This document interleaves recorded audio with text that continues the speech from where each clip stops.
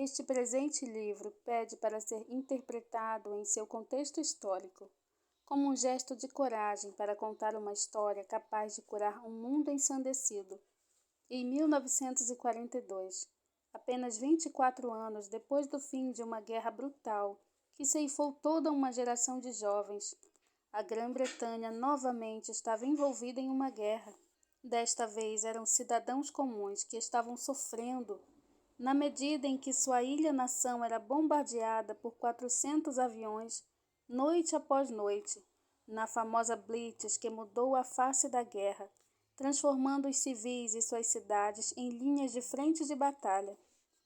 C.S. Lewis serviu nas terríveis trincheiras da Primeira Guerra Mundial, quando era jovem. Em 1940, quando as bombas começaram a cair sobre a Grã-Bretanha, ele se alistou como oficial da vigilância antiaérea e passou a dar palestras aos homens da Força Aérea Real, os quais sabiam muito bem que depois de 13 missões de bombardeio, a maioria deles seria declarada morta ou desaparecida. A situação desses homens inspirou Lewis a falar sobre problemas do sofrimento, da dor e do mal. Trabalho este que resultou em um convite da BBC para uma série de palestras na rádio acerca da fé cristã em um período de guerra. Essas palestras, que foram ao ar de 1942 até 1944, acabaram sendo reunidas em um livro que conhecemos hoje como Cristianismo Puro e Simples. Este livro, portanto, não consiste em meditações filosófico-acadêmicas. É, antes de tudo, uma obra de literatura oral, voltado a pessoas em estado de guerra. Que estranho deve ter sido ligar numa rádio que vivia trazendo notícias de morte e de destruição indizível e ouvir um homem falando em um tom inteligente, bem-humorado e inquiridor sobre o comportamento digno e humano acerca da justiça e da importância de distinguir o certo do errado. Quando a BBC pediu a ele que explicasse aos seus contemporâneos britânicos em que os cristãos acreditam, C.S. Lewis executou esta tarefa como se fosse a coisa mais simples do mundo e também a mais importante. É difícil medir o efeito profundo das metáforas usadas no livro sobre seu público original. Imagens do nosso mundo como um território ocupado pelo maligno, invadido por poderes malignos empenhados em destruir tudo o que é bom, continuam sendo impactantes hoje. Todas as nossas noções de modernidade e progresso e todos os nossos avanços em tecnologia não foram suficientes para pôr fim à guerra. O fato de termos declarado o pecado obsoleto não diminuiu o sofrimento humano, e as respostas fáceis que culpam a tecnologia, ou por que não as religiões do mundo, não resolveram o problema. O problema, insiste C.S. Lewis, somos nós, a geração corrupta e perversa da qual os salmistas e profetas falaram há milhares de anos, representa a nossa. Sempre que nos submetemos a maldades individuais e sistêmicas, como se fossem a única alternativa de ação. C.S. Lewis, que certa vez foi descrito por um amigo como um homem apaixonado pela imaginação, acreditava que uma aceitação complacente do status reflete mais do que um colapso nervoso. Em Cristianismo Puro e Simples, não menos do que em suas obras mais fantasiosas, as histórias de Nárnia e narrativas de ficção científica, Lewis demonstra uma profunda fé no poder da imaginação humana para revelar a verdade sobre nossa condição e nos trazer a esperança. Devagar se vai ao longe. É a lógica tanto da fábula quanto da fé.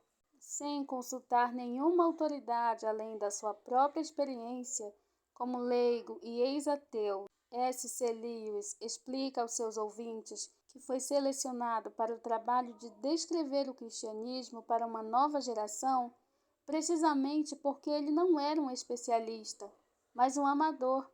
É um principiante, não um veterano. Ele contou aos amigos que aceitou a tarefa porque acreditava que a Inglaterra, que se considerava parte do mundo pós-cristão, nunca havia sido de fato instruída a adotar noções básicas de religião. Assim como seu predecessor, Søren Kierkegaard, e seu contemporâneo Dietrich Bonhoeffer, Lewis busca em cristianismo puro e simples ajudar-nos a encarar a religião com olhos renovados, como uma fé radical, cujos adeptos podem ser associados a um grupo clandestino que se reúne na zona da guerra, em um lugar em que a maldade parece imperar, para ouvir mensagens de esperanças vinda do lado de lá. O cristianismo puro e simples de C.S. Lewis não é uma filosofia, tampouco uma teologia que devesse ser considerada, debatida e guardada em um livro na estante.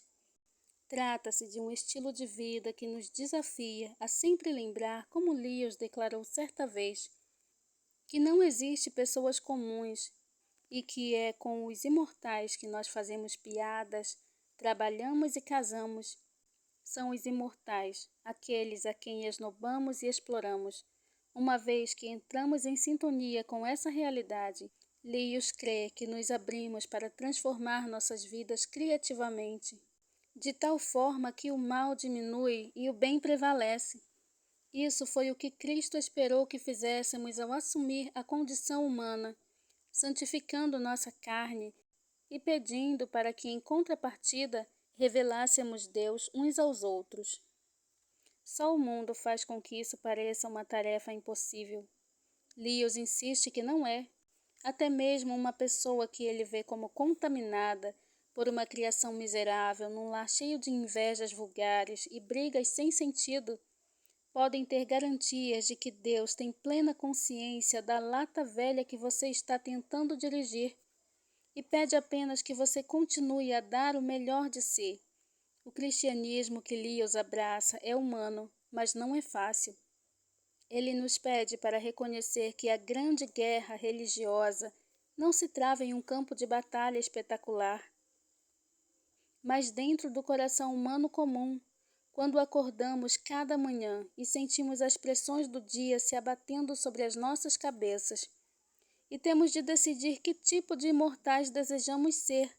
Talvez nos sirva de consolo, da mesma forma que certamente serviu ao povo britânico cansado da guerra, que ouviu estas palestras pela primeira vez.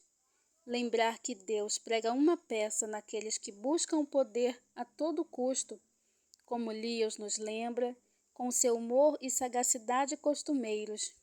Quão monotonamente iguais têm sido todos os grandes tiranos e conquistadores, e quão gloriosamente diferentes todos os santos.